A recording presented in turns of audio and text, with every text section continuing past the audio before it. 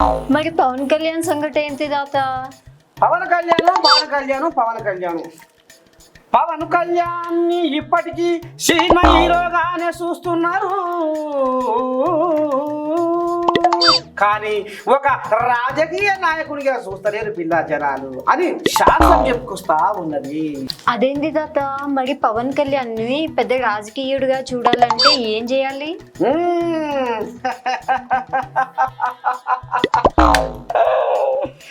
ముచ్చటగా 3 పెళ్లిలు చేసుకున్నా, ముచ్చటగా 3 పెళ్లిలు చేసుకున్నా, పవన్ కళ్యాణ్